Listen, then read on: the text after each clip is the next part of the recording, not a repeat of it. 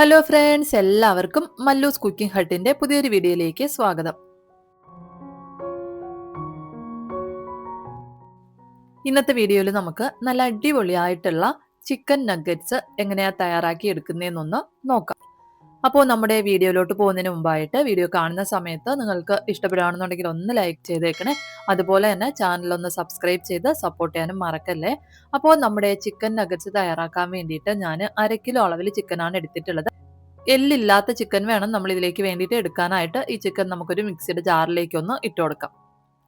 അതിനുശേഷം നമുക്ക് ഇതിലേക്ക് ബ്രെഡ് ചേർത്ത് കൊടുക്കണം. ഞാൻ 2 ബ്രെഡാണ് എടുത്തിട്ടുള്ളത്. ഈ ബ്രെഡ് നമുക്ക് ചെറിയ കഷ്ണങ്ങളാക്കി മുറിച്ച് നമുക്ക് ഈ ചിക്കൻ്റെ കൂടെ ഒന്ന് ചേർത്ത് കൊടുക്കാം. ഇനി നമുക്ക് ഇതിലേക്ക് ചേർത്ത് കൊടുക്കേണ്ടത് ആവശ്യത്തിനുള്ള മസാലകളാണ്. അപ്പോൾ അതിനായിട്ട് 1 ടീസ്പൂൺ അളവിൽ കുരുമുളക് പൊടിച്ചതും 1 ടീസ്പൂൺ അളവിൽ തന്നെ ഇഞ്ചി വെളുത്തുള്ളി ചതച്ചതും കൂടി ഒന്ന് ചേർത്ത് കൊടുത്തിട്ടുണ്ട്. ഇനി ഇതിലേക്ക് 1 ടീസ്പൂൺ അളവിൽ സോയാ സോസ് കൂടി ഒന്ന് ചേർത്ത് കൊടുക്കാം. ഇനി നമുക്ക് 1/2 ടീസ്പൂൺ അളവിൽ മുളക് പൊടിയും ആവശ്യത്തിനുള്ള ഉപ്പും കൂടെ ഒന്ന് ചേർത്ത് കൊടുക്കണം. ഉപ്പ് ചേർത്ത് കൊടുക്കുമ്പോഴത്തേക്കും ബ്രെഡിൽ ഓൾറെഡി ഉപ്പ് ഉള്ളതുകൊണ്ട് തന്നെ അതിനനുസരിച്ചിട്ട് വേണം ചേർത്ത് കൊടുക്കാനായിട്ട്. ഇനി നമുക്കിത് നന്നായിട്ടൊന്ന് അരച്ചെടുക്കാം. ഇപ്പം ഞാനിത് ഈ ഒരു പരുവത്തിലൊന്ന് അരച്ചെടുത്തിട്ടുണ്ട്. നമ്മൾ വെള്ളമൊന്നും ചേർക്കാതെ വേണം ഇതൊന്ന് അരച്ചെടുക്കാനായിട്ട്. ഇനി നമ്മൾ അരച്ചെടുത്തിട്ടുള്ള ചിക്കൻ നമുക്കൊരു ബൗളിലേക്ക് ഒന്ന് മാറ്റാം. ഇനി നമ്മൾ ഈ ചിക്കൻ കുറേശ്ശെയായിട്ട് എടുത്ത് ഒന്ന് ഷേപ്പാക്കി എടുക്കണം. നമുക്ക് ഏത് ഷേപ്പിലാണോ നഗറ്റ്സ് വേണ്ടത് ആ ഒരു ഷേപ്പിലൊന്ന് ആക്കിയെടുക്കാം. ഞാനിപ്പോൾ ചെറിയൊരു റോൾ ഷേപ്പിലാണ് ആക്കിയെടുക്കുന്നത്. ഇപ്പം ഞാൻ ഒരെണ്ണം ഒന്ന് റെഡിയാക്കി എടുത്തിട്ടുണ്ട്. ഇതുപോലെ നമ്മൾ അരച്ച് വെച്ചിട്ടുള്ള എല്ലാ ചിക്കനും ഒന്ന് ഷേപ്പാക്കി എടുക്കാം.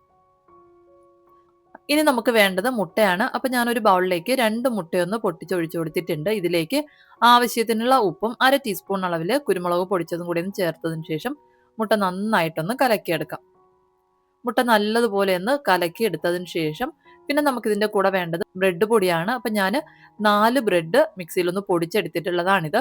ഇനി നമുക്ക് നമ്മുടെ നഗറ്റ്സ് ഒന്ന് തയ്യാറാക്കാനായിട്ട് തുടങ്ങാം. അതിനായിട്ട് നമ്മൾ ഷേപ്പാക്കി വെച്ചിട്ടുള്ള ചിക്കൻ ഓരോന്നായിട്ട് എടുത്ത് ഈ ഒരു മുട്ട കലക്കിയതിലൊന്ന് മുക്കിയെടുക്കാം. അതിനുശേഷം നമ്മൾ പൊടിച്ച് വെച്ചിട്ടുള്ള ബ്രെഡ് പൊടിയിലൊന്ന് കോട്ട് ചെയ്ത് എടുക്കാം.